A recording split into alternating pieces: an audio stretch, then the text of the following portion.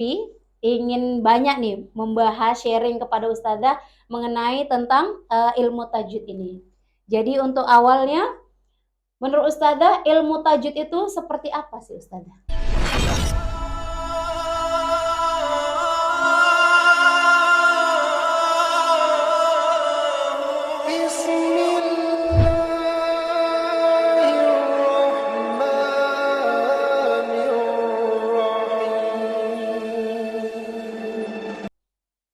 Assalamualaikum warahmatullahi wabarakatuh.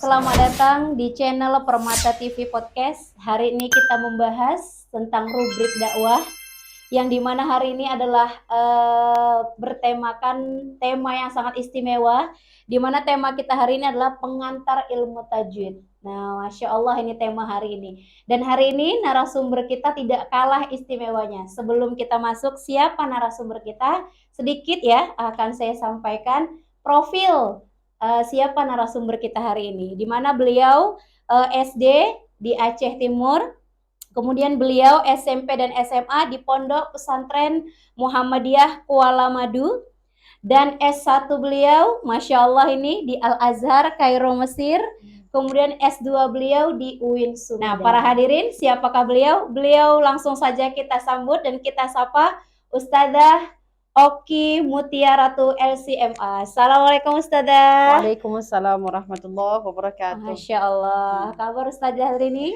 Alhamdulillah sehat. Alhamdulillah sehat ya Ustazah. Baik, para hadirin, saya yakin dan percaya para hadirin ini sudah tidak sabar lagi ya untuk menerima ilmu nih dari Ustazah yang sangat luar biasa.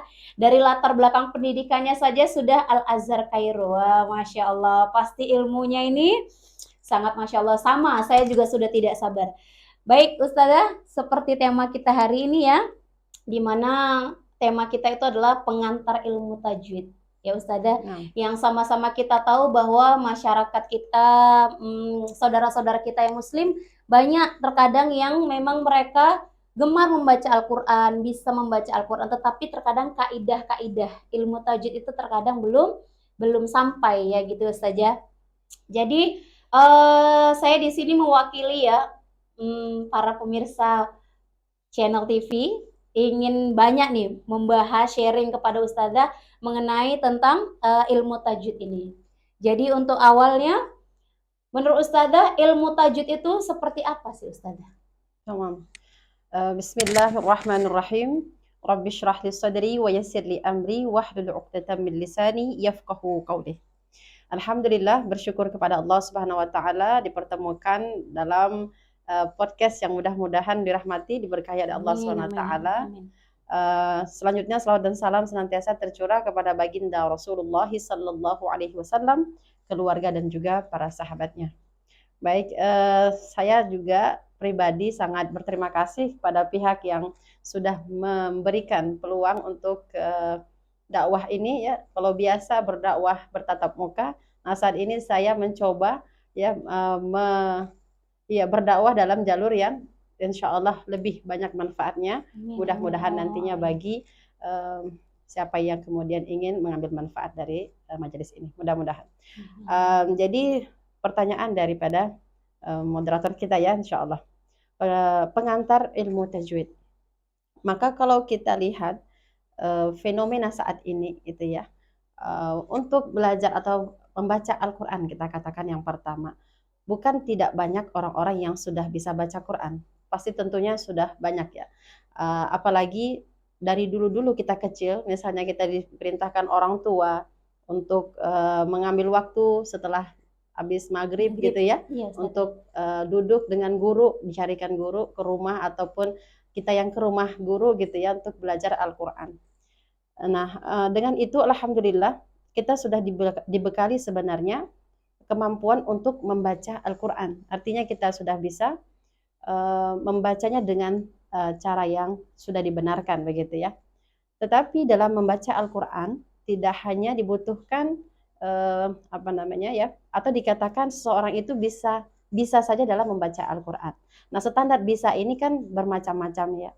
Nah, jadi bisa kalau menurut kita tahap dasar gitu ya, apabila bisa membedakan huruf ain dan hamzah. oke, atau tha atau dengan sin gitu ya. Nah, ketika seseorang bisa membedakan, nah itu kita katakan sudah bisa membaca Al-Qur'an gitu ya. Nah, lalu yang paling penting di antara yang sudah kita dapat selama ini, nah ternyata dalam mempelajari Al-Qur'an tidak hanya sebatas kita mampu atau bisa saja. Ada hal-hal yang mesti kita perhatikan. Misalnya, ya, di dalam mengeluarkan huruf ra misal atau misalnya huruf fa gitu ya. Apakah pelafalan kita selama ini kita perhatikan dengan baik ya ataupun memang hanya sebatas apa yang kita tahu dari yang dulu ya. Misalnya kita baca fa dengan bacaan pa. Nah, apakah ini benar? Pa atau yang mana yang benar? Fa begitu ya. Atau misalnya ra atau yang benar ra atau yang mana sebenarnya? Nah, begitu. Jadi kajian ilmu tajwid ini sangatlah luas sebenarnya. Jadi insya Allah kita spesifikkan dalam pertemuan kita hari ini hanya insya Allah sebatas pada muqaddimah dulu ya. Jadi seluruh pembahasan ilmu tajwid dari kitab manapun itu seluruhnya diawali dengan bab muqaddimah. Nah, makna muqaddimah di sini adalah pengantar ya, pengantar ilmu tajwid. Jadi kenapa kita harus dudukkan pengantar? Karena kalau tidak kita ambil ya dari pemahaman awal mempelajari ilmu tajwid, ya ini yang mungkin dari maknanya sendiri ya, dari definisi apa itu yang disebut dengan ilmu tajwid, hukum mempelajarinya, kemudian keutamaannya, tujuan mempelajarinya. Pasti seseorang akan merasa bahwa nantinya ketika telah masuk ke dalam pembahasan secara langsung mengenai makharijul huruf dan sebagainya, nah ia akan merasakan manfaat yang betul-betul real dalam kehidupannya. Ya, misalnya saja tadinya tidak mengerti dengan jelas, tiba-tiba sudah tahu karena manfaatnya demikian, ada motivasi khusus yang ia rasakan ketika ia sudah mendalami dari dasarnya ya, dari mukaddimahnya itu, nah, ilmu tajwid. Jadi kita ini belum membahas ya, jadi kita masih berikan gambaran-gambaran aja ya. Oke, seperti itu kira-kira. Oke, berarti artinya sebelum kita masuk ke dalam poin-poin ilmu tajwid, artinya kita harus tahu dulu gitu ya Ustazah, muqaddimah seperti tadi definisinya, kemudian manfaatnya, sehingga kita dengan belajar ke dalam semakin mendalam ilmu tajwid, semakin kita tahu, kita merasakan bahwa oh ternyata ini manfaatnya bagi diri kita. Nah, mungkin seperti itu kurang lebih ya Ustazah. Baik, jadi Ustazah, setelah tadi yang Ustazah sampaikan bahwa banyak di antara kita memang sudah bisa membaca Al-Quran bahkan dari dasar ya, dari kecil, dari orang tua kita mengajarkan. Nah, menurut Ustazah nih bagaimanalah gitu ya hukum mempelajari ilmu tajwid? Kalau sama kita tahu seperti yang Ustazah tadi sampaikan bahwa mungkin orang tua kita dulu ketika kita mengajari kita atau guru-guru ngaji kita mungkin tidak seperti saat seperti sekarang ini, di mana memang benar-benar ilmu tajwid itu benar-benar diajarkan sebenar-benarnya lah gitu. Jadi artinya memang seperti Ustazah katakan, hanya membedakan huruf ini dan ini saja itu sudah boleh artinya. Nah, jadi bagaimana Ustazah hukum mempelajari ilmu tajwid ini yang sebenarnya? Baik, Masya Allah. Jadi sebelum masuk kepada hukum, kita belum dudukan definisi ya. Nah, jadi kita mau ambil definisi dulu ya. Nah, definisi ilmu tajwid ada dua ya, secara bahasa dan secara istilahan. Nah, secara bahasa tajwid diambil dari bahasa Arab, ya akar katanya adalah jawwada yujawwidu tajwidan. Atau memang apa namanya? Persamaan katanya adalah dari tahsin. Itu sama ya. Jadi istilahnya ilmu tajwid fahuwa ilmu tahsin. Jadi sama sobat. Tajwid tahsin. Kalau tahsin diambil dari akar kata hassana yuhassinu tahsinan. Oke, yang dua-duanya memiliki persamaan makna, yakni maknanya adalah membaguskan. Jadi secara bahasa arti tahsin atau tajwid adalah membaguskan. Nah, yang kedua adalah secara istilahan. Maka ulama kemudian memberikan definisi ya, ini mempelajari setiap huruf dari makhrajnya. Saya keluarkan istilahnya ya, dari makhrajnya. Kemudian yang kedua adalah serta mampu memberikan hak serta mustahak dari setiap huruf tersebut. Jadi ada tiga istilah tadi yang sudah kita utarakan ya, yakni ada makhraj, kemudian yang kedua ada hak, serta ada mustahak. Baik, yang pertama dari definisi makharijul huruf ya. Makharijul huruf adalah tempat-tempat keluarnya huruf. Nah, itu sudah jelas ya, kita sering sekali mendengar makharij al-huruf. Diambil dari kata makhraj. Kalau makhraj hanya satu, tapi kalau makharij menjadi tempat-tempat. Al-huruf berarti banyak huruf. Kalau satu huruf berarti harfun. Berarti makharij al-huruf adalah tempat-tempat keluarnya huruf-huruf hijaiyah. Ternyata selama ini ya jumlah huruf hijaiyah yang berjumlah 29 secara penulisan, 28 secara pengucapan, nah itu memiliki tempat keluarnya masing-masing. Ya. Jadi itu luar biasa. Nah, itu dikaji dalam bab 1 makharij al-huruf. Yang insya Allah akan nantinya kita sambung ya dalam pembahasan yang berikutnya.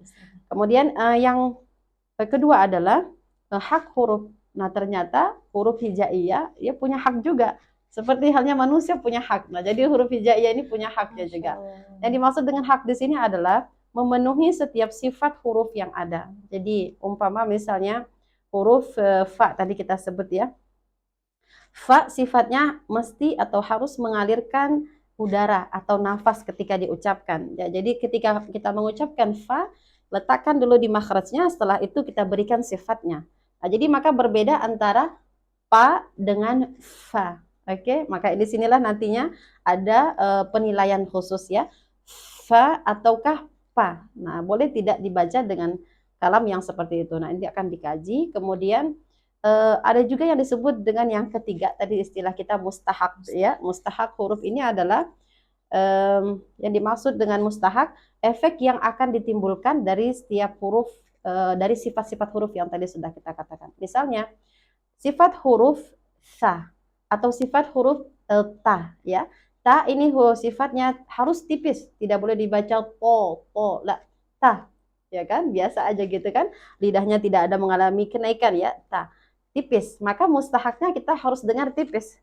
Jadi tidak boleh dibaca tebal gitu ya. Jadi efek tipis itu adalah memang suara yang kita dengar tipis. Nah, kemudian tidak yang tebal. Lalu kemudian yang tebal juga demikian. Jadi kalau po tebal, maka tidak dibaca dengan ta. Oke. Taifah misal. Nah, mesti ditebalkan. Nah, itu yang disebut dengan mustahak. Nah, jadi ini selaras dengan apa yang dinukilkan oleh Imam Ibnu Jazari rahimallahu anhu ta'ala dalam kitabnya Muqaddimah. Ya, alhamdulillah dalam Muqaddimah beliau kata wal akhdhu bit tajwidi hatmul lazim. Kita belajar ilmu tajwid itu hukumnya adalah wajib, hatmu lazim ya. Jadi ada perintah wajib bagi kita untuk mendalami. Kenapa? Karena di dalam bait yang kedua disampaikan dijelaskan oleh Imam Ibnu Jazari, beliau adalah salah satu ulama ilmu tajwid terkenal ya, yang sampai saat ini bukunya menjadi referensi ya seluruh dunia untuk mempelajari ilmu tajwid yang paling banyak ya, lebih banyak dipelajari.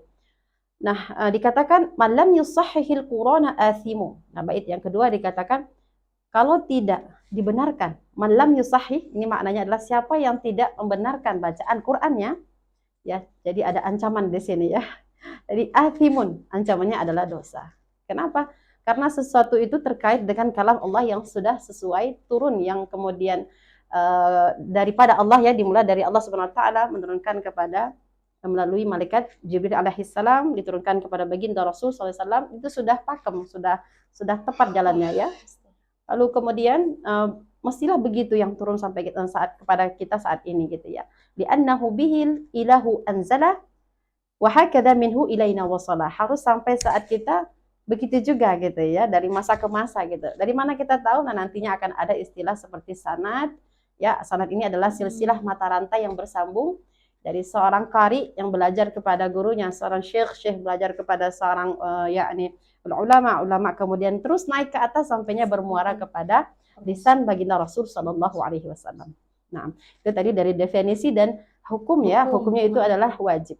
Tapi di sini kita bisa bedakan antara dua hukum ya terhadap interaksi kita kepada Al-Quran. Yang pertama, apabila kita belajar ilmu tajwid secara teori, itu hukumnya hanya fardu kifayah saja. Ya, nah, itu hanya fardu kifayah. Jadi misalnya kakak moderator kita ya membaca misalnya may yasha'u. Jadi man yasha dibaca dengan baik, may yasha, tanpa harus mengetahui bahwa Nun sukun ketemu dengan ya misalnya itu hukumnya apa gitu ya, namanya idgham apa gitu, tapi cara pelafalan secara prakteknya sudah benar, itu tidak masalah. Nah, yang pasti bacaannya benar ya. Nah, itu tadi karena apa? Hukumnya fardu kifayah. Kemudian yang kedua, tidak juga kita lupakan ya, bahwa hukum sebenarnya adalah dalam interaksi kita dengan Al-Quran. Ketika kita baca, kita yakinkan bacaan kita ini sudah baik dan benar. Maka hukum yang kedua ini tidak boleh tidak, maka terhukum fardu ain. Sesuai dengan dalil Allah Subhanahu wa taala berfirman dalam Quran surah Muzammil ayat 4, warattilil Qur'ana tartilan. Nah, jadi makna tartil di sini yang menjadi fokus kita ya. Kemudian ulama memberikan pendapat mereka, di antaranya mengatakan tartil maknanya adalah menyesuaikan ya bacaan kita sesuai dengan kaidah ilmu tajwid yang ada. Kemudian makna tartil yang lain seperti yang dinukilkan oleh Imam Ali bin Abi Thalib ya, berkata radhiyallahu anhu taala, yakni tajwiduhu wa ma'rifatu wuqufihi.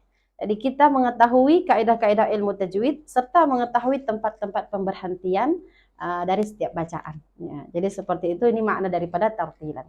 Wallahu a'lam bishawab. Masya Allah, luar biasa sekali. Ini saya yakin dan percaya nih, pemirsa Permata TV pasti semakin antusias nih, karena setelah tadi yang dijelaskan, mukadimah yang disampaikan oleh ustadzah kita ya, di mana dikatakan bahwa sebenarnya setelah kita memahami definisinya ya ustadzah, setelah memahami definisinya, kemudian ada hukum yang terkandung di dalam ilmu tajwid itu, ya kan ustadzah, di mana ketika tadi kita memahami ilmu tajwid, ternyata ketika terus mendalami, ternyata di dalam pembacaan Al-Quran itu seperti huruf-huruf juga memiliki hak. Kemudian ada tempat keluarnya, dikatakan makhorijul huruf, ya kan ustadzah. Jadi sangat luar biasa, artinya dalam membaca Al-Quran itu memang benar ada tata caranya, aturannya, yang ustadzah yang dirangkum dalam ilmu tajwid tersebut. Dan ketika tadi kita masuk dalam hukum ya ustadzah, nah saya juga semakin memahami bahwa ternyata hukum membaca Al-Quran itu, hukum mempelajari tajwid itu ada dua. Yang pertama itu adalah fardu kifayah, ketika kita memang tahu makna secara seluruhnya, seperti tajwidnya apa, belajar nama hukumnya, teori. Iya, ya, secara teori. Nama-nama. Nah, kemudian ketika kita membaca Al-Quran, memang bacaan kita sudah benar, walaupun kita tanpa harus tahu ya ustadzah, nama dari ilmu atau tajwidnya itu apa, melalui itu sudah talaki. melalui talaki itu sudah dianggap boleh. Jadi pemirsa Permata TV ternyata luar biasa sekali ya. Dan satu lagi, bahwa jangan pernah takut untuk membaca Al-Quran ya ustadzah. Artinya walaupun kita belum memahami secara keseluruhan ilmu tajwid tersebut, ternyata ada juga hukum yang membuat kita mendapat pahala walaupun kita belum tahu apa ustadzah nama dari ilmu tajwidnya tersebut gitu. Tetapi tidak menutup kemungkinan untuk kita terus belajar. Ya ustazah. Baik, pertanyaan selanjutnya nih ustazah, apa kira-kira ya ustazah keutamaan ilmu tajwid itu dibandingkan orang-orang yang membaca Al-Quran tentunya dengan tidak memahami? Kalau ustazah tadi mengatakan yang memahami teori itu fardu kifayah.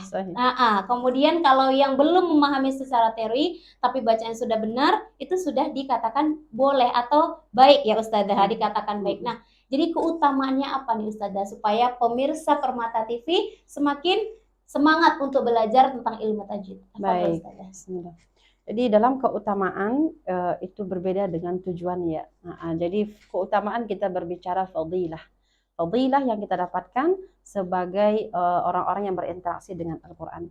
Yang pertama, memang tadi dikatakan bahwa ada yang mampu dan nanti juga ada tingkatan mahir. Jadi tidak hanya dia mampu membaca tapi sudah mendalami. Nah, untuk mendalami ini sebenarnya tuntunannya adalah pada saat kita ingin mengajarkan. Nah, jadi tadi itu istilah-istilah yang kita sebut yang tidak perlu, misalnya untuk ibu-ibu yang sudah lanjut susah untuk mengingat dan sesuatu, mengingat istilah sesuatu gitu, tapi beliau mampu, beliau paham gitu kan, itu sudah yakfi ya, jadi sudah cukup. Tapi bagi mereka yang seorang muallimah atau muallim Al-Quran, itu mestilah menguasai istilah-istilah yang memang ada di dalam ilmu tajwid. Nah, itu untuk bisa menjelaskan kepada umat begitu ya. Nah, untuk keutamaan kita balik lagi kepada derajat bisa dan juga yang sudah mahir. Maka berangkat dari hadis Rasulullah SAW, al-mahirun bil Quran ma'as safaratul kiramin bararah. Ya, jadi dikatakan orang yang telah mahir terhadap Al-Quran, Allah akan berikan, yang pertama adalah keutamaannya, Allah siapkan bagi mereka tempat khusus dalam surga, kemudian mereka dibariskan dengan para malaikat, para safnya para malaikat Allah yang mulia.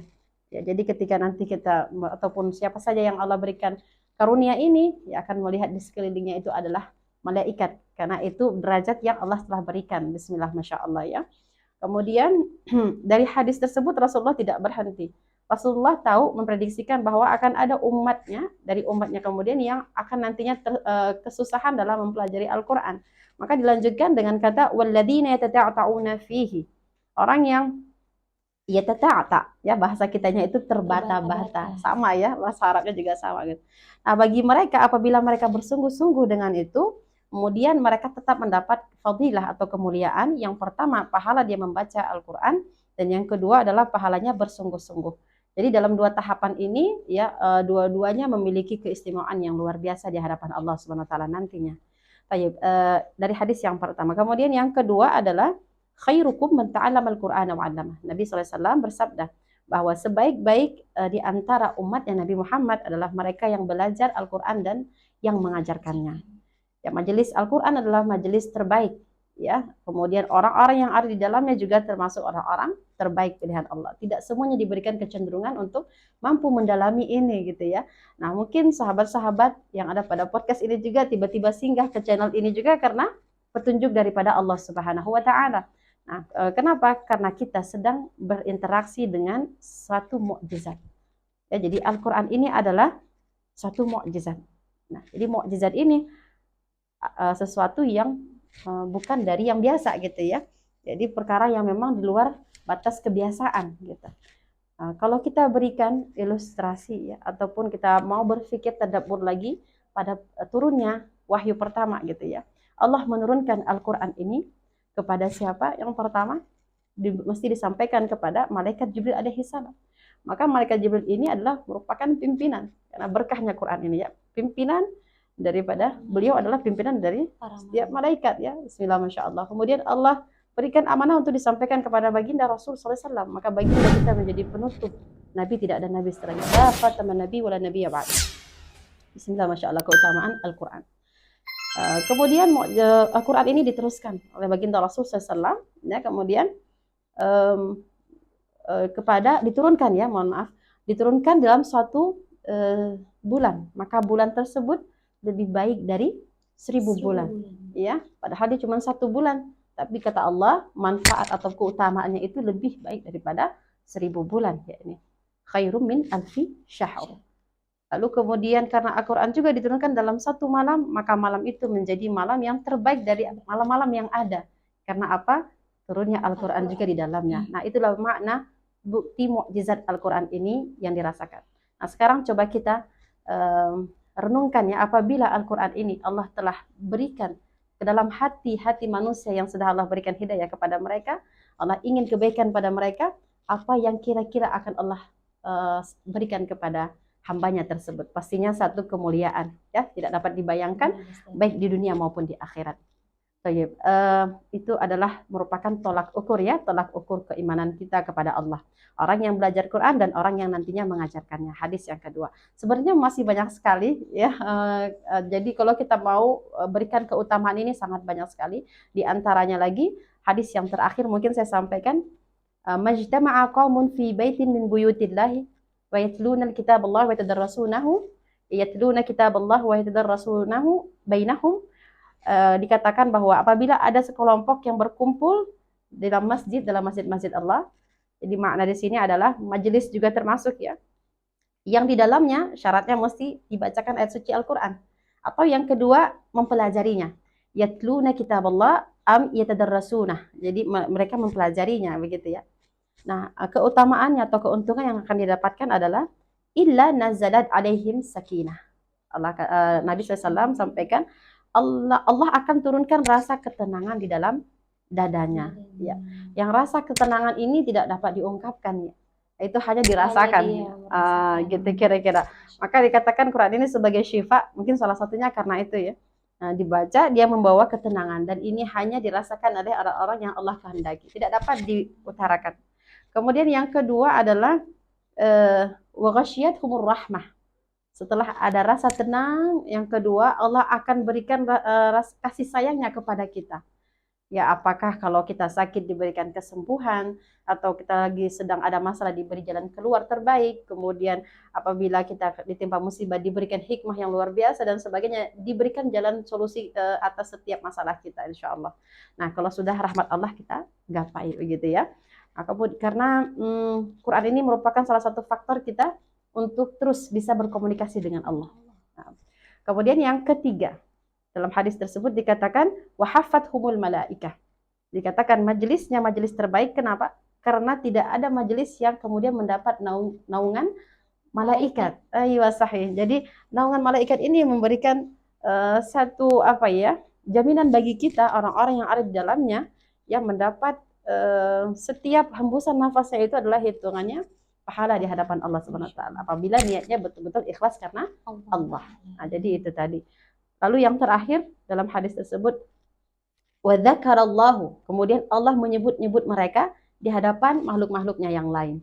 Jadi ini luar biasa ya, 3 hadis yang tersebutkan ini merupakan hanya sebagai apa namanya ya, perwakilan ya. Sebenarnya kalau kita mau bahas lagi itu sangat banyak sekali yang membuat hati kita tidak hanya mendapatkan manfaat secara lisan, manfaat secara apa namanya, apa yang kita bisa dapat dari ilmu, tetapi kita lebih jauh daripada itu, kita sedang memberi asupan nutrisi buat ruh kita sendiri. Nah, jadi untuk mempertebal keimanan kita kepada Allah Subhanahu wa taala. Wallahu a'lam. Masya Allah, luar biasa sekali ya.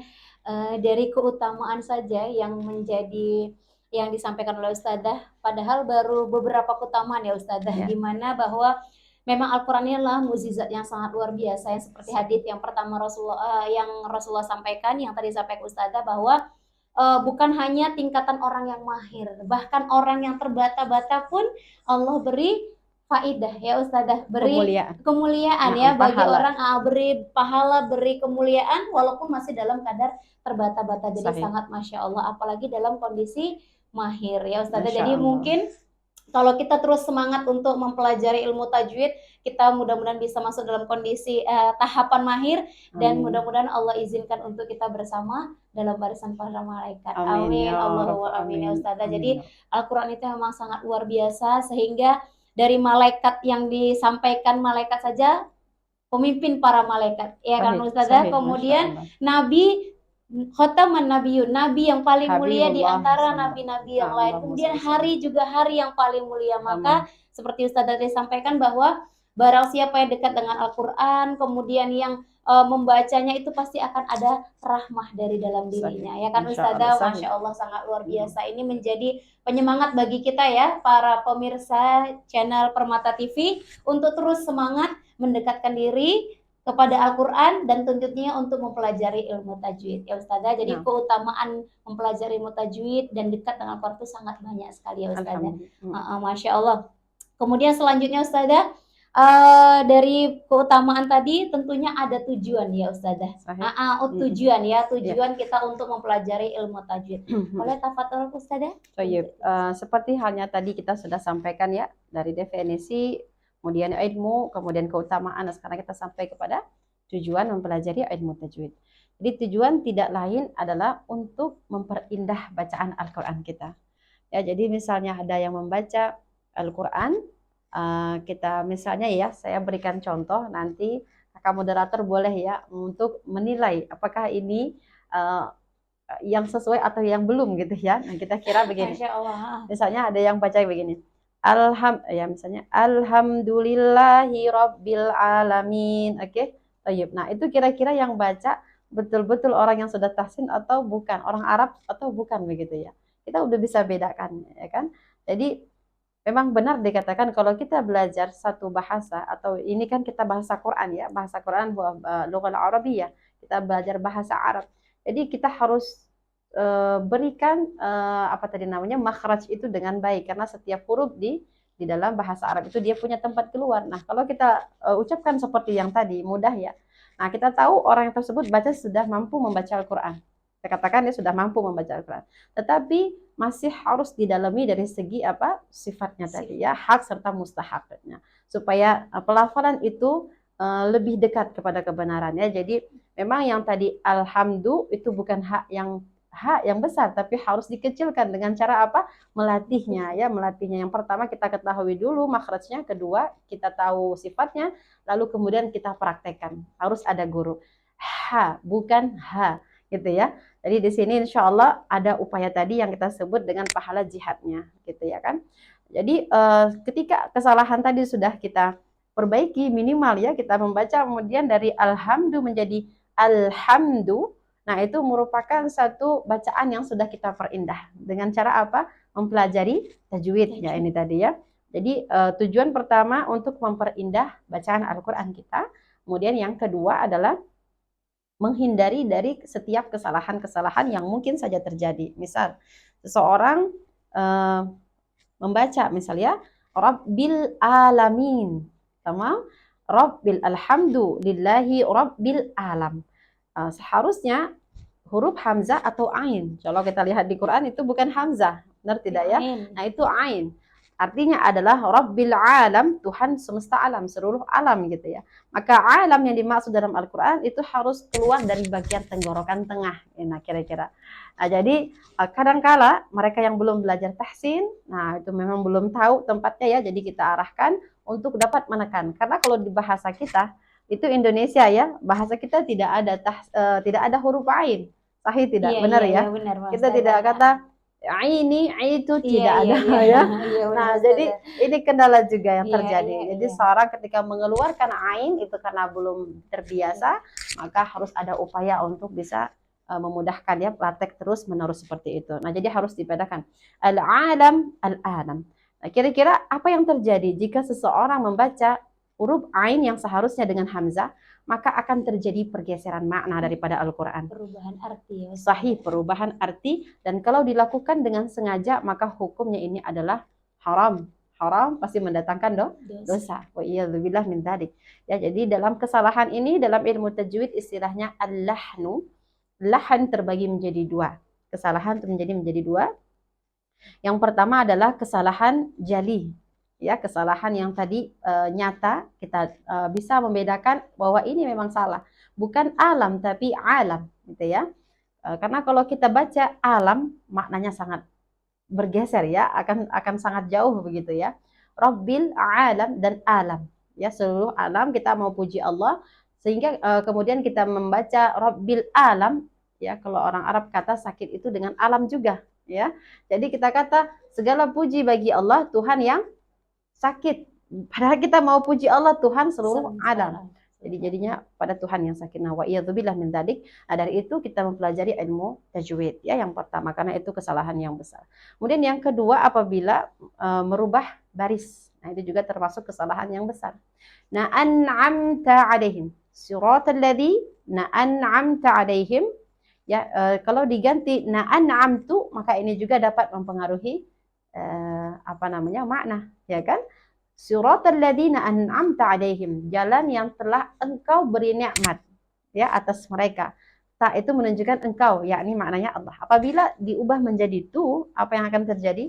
Jalan yang siratal ladzina an'amtu, aku telah beri nikmat. Nah, wa iyadzubillah, harusnya Allah yang beri, tapi kita kata kita. Nah, ini harus dengan fokus ketika membaca dengan baik ya terhadap interaksi kita kepada Al-Qur'an.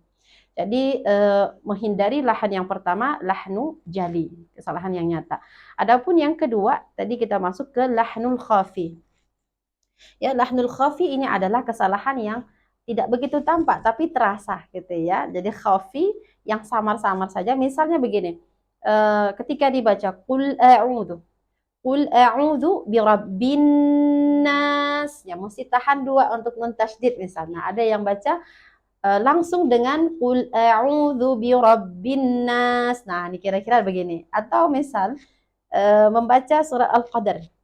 Idza jaa nasru, dibaca mohon maaf, Al-Qadar itu An-Nasr ya. Nah, boleh di An-Nasr juga boleh. Misal idza jaa nasru. Nah, mesti dia 4 harakat tapi dibaca dengan 2 harakat menurut jalur yang kita pelajari ya. Kalau dari misalnya ya riwayat dari Imam Hafs an Asim, dari Imam Asim itu punya 2 jalur. Dari jalur Syatibiyah mesti 4 harakat minimal, 4 atau 5 harakat minimal. Nah, seseorang membacanya dengan 2, maka dikatakan ini masih harus diberi panjang lebih gitu ya. Kira-kira itu hanya masuk ke dalam ranah khafi saja. Jadi kalau khafi ini diucapkan kita sudah tahu tapi kita masih sengaja membacanya, maka hukumnya makruh. Nah, jadi yang pertama tadi haram, yang kedua makruh. Wallahu a'lam bishawab. Masya Allah, sangat luar biasa ya Ustazah. Semakin bertambah nih ilmu kita ya kan Ustazah.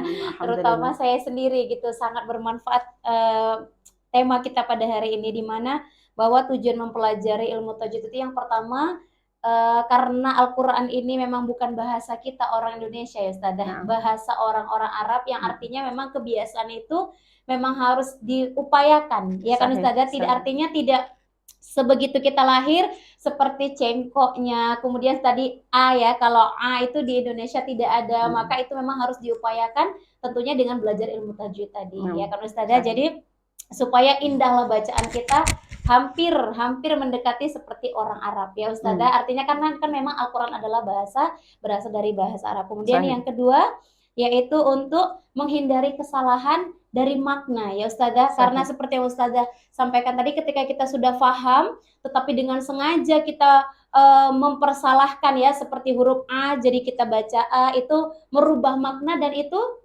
jatuhnya kepada dosa, dan itu ya Allah naudzubillah ya Ustazah. Jadi sangat luar biasa memang ternyata Al-Quran ini bukan hanya dekat dengan Al-Quran, tetapi dengan mempelajarinya, dengan bacaan yang indah, maka akan timbul rasa cinta kita itu sendiri, khususnya untuk diri kita sendiri ya Ustazah. Artinya dengan benar bacaan kita, indah bacaan kita, maka diri kita sendiri akan merasa benar-benar merasakan rahmat itu tadi gitu, dengan kata-kata, dengan kalimat-kalimat dari Al-Quran tersebut.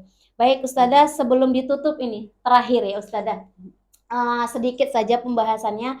Tadi kan Ustazah mengatakan bahwa jika kita masuk dalam tingkatan yang mampu ya Ustazah, mampu itu artinya untuk diri kita sendiri. Nah, pertanyaannya nih, ketika kita ingin menjadi seseorang yang mengajarkan kepada orang lain, ya kan Ustazah? Pertanyaan pribadi kayaknya ya. Mungkin bisa jadi mewakili ya Ustazah, mewakili dari banyaknya fenomena atau kejadian yang ada di sekitar kita. Artinya kan seperti ini, seperti TPQ, rumah ngaji kan sekarang sudah banyak. Sebenarnya niat tulus para pengajar mengaji itu sebenarnya memang benar-benar lillahi ta'ala untuk mengajarkan.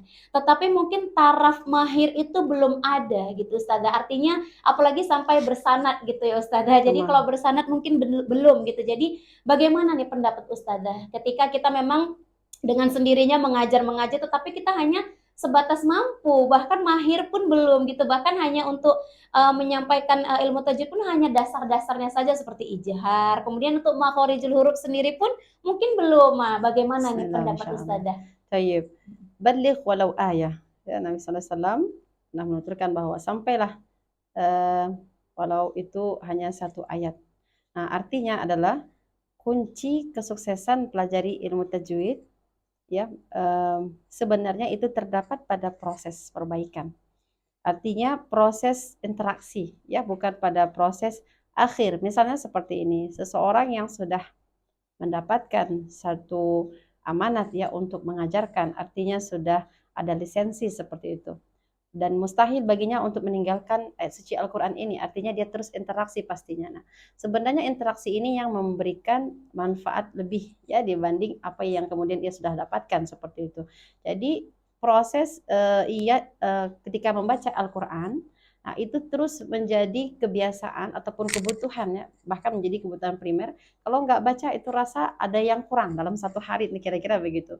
Maka berbahagialah orang-orang yang sudah memiliki rasa seperti itu. Karena apa? Allah telah berikan satu kedudukan bagi mereka ya, sebagai keluarganya Allah.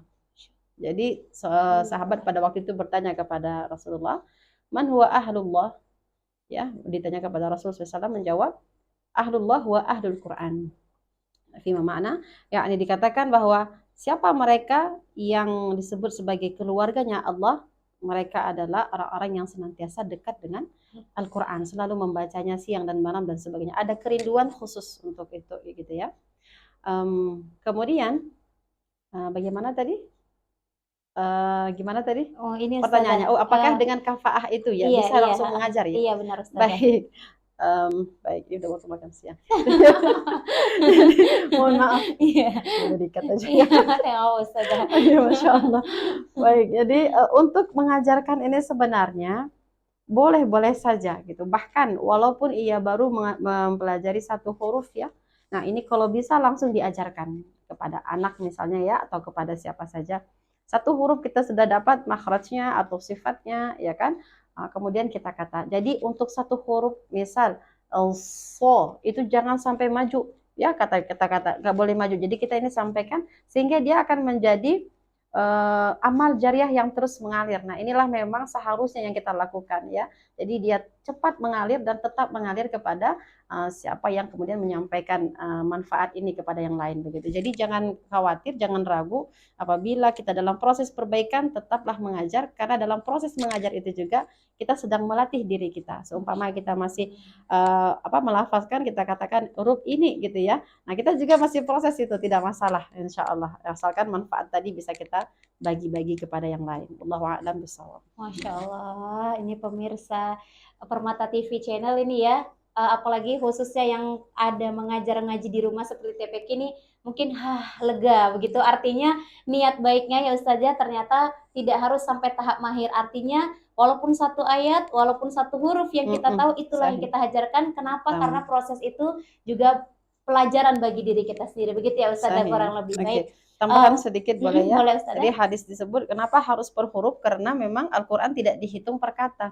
Ya dikatakan ya satu hurufnya tidak dikatakan alif lam mim itu satu, walakin alif satu, lam satu, mimnya satu. Yang masing-masing nantinya diberikan kemuliaan 10 pahala kebaikan di dalamnya. Maka alif lam mim ini ketika kita upayakan dengan baik ya, dengan benar sesuai dengan kaidah yang ada, maka sudah dapat berapa kebaikannya. Apalagi kemudian pahala-pahala kita menyelesaikan satu surah dan sebagainya. Wallahu a'lam. Masya Allah, luar biasa sekali. Baik ya Ustazah. Jadi sebelum kita tutup, ada mungkin boleh kita minta sedikit ya pesan ya dari Ustazah supaya membuat ruhiyah kita ya, diri kita semakin semangat untuk mempelajari ilmu tajwid dan semakin dekat dengan Al-Quran. Tafadhol Ustazah. Baik, alhamdulillah. Jadi untuk pesan terakhir saya juga ambil dari hadis Rasulullah Shallallahu Alaihi Wasallam. Iqra'ul Qur'ana fa innahu ya'ti yaumal qiyamah syafi'an li ashabihi. Jadi bacalah Al-Qur'an. Baginda Rasulullah SAW berpesan kepada kita semua, bacalah Al-Qur'an, sesungguhnya dia akan datang nantinya yaumal qiyamah syafi'an li ashabihi, sebagai penolong bagi siapa saja yang kemudian Allah kehendaki untuk diberi pertolongan melalui Al-Qur'an. Mungkin kita hari ini belajar satu huruf ya, rasa sulit sekali gitu. Bisa jadi dia nanti akan menjadi persaksian di hadapan Allah kelak dan memberikan kita timbangan yang memberatkan kita nanti bisa masuk ke dalam surga Allah. Jadi interaksi sekecil apapun interaksi kita kepada Al-Quran seluruhnya terhitung pahala kalau memang insya Allah niat kita ikhlas karena Allah, dan banyak sekali kebaikan kemuliaan ya yang akan kita dapatkan selama kita berinteraksi terus menerus dengan Al-Quran. Maka tidak akan merugi orang-orang yang sudah dikatakan sebagai ahlullah, sebagai keluarganya Allah. Kalau memang kita keluarganya Allah, yakni keluarga itu adalah derajatnya khusus ya.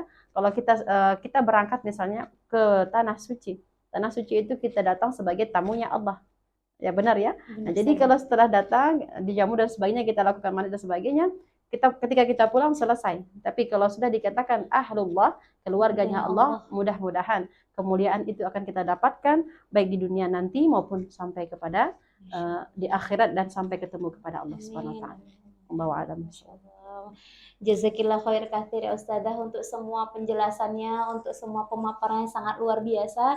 Mudah-mudahan pesan terakhir tadi ya yang disampaikan Ustazah mengunci hati kita ya, artinya membuat hati kita semakin tertarik, membuat hati kita semakin semakin ingin terus belajar ilmu tajwid, kemudian membuat diri kita semakin cinta dengan Al-Quran dan berusaha untuk menjadi ahlul Quran. Masya Allah, amin, Allahumma amin. Baik Ustazah, dengan berakhirnya pesan Ustazah tadi, berakhir pula lah podcast kita untuk tema kali ini ya. Alhamdulillah diskusi kita berjalan dengan lancar.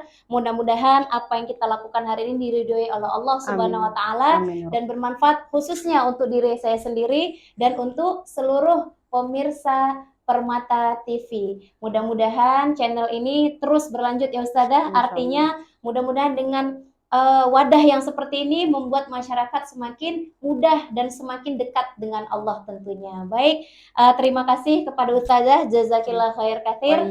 Kemudian terima kasih untuk seluruh pemirsa yang telah setia ya untuk menonton. Jangan lupa untuk like, komen, dan subscribe. Dan jangan lupa tekan tombol loncengnya untuk terus kita bisa berpartisipasi ya untuk mendukung channel khususnya di rubrik dakwah ini. Baik, saya Titi Susanti. Terima kasih untuk semuanya. Kepada Allah saya mohon ampun, kepada pemirsa saya mohon maaf. Billahi taufik wal hidayah. Assalamualaikum warahmatullahi wabarakatuh. Waalaikumsalam warahmatullahi wabarakatuh. Masya Allah. Barakallahu fiikum.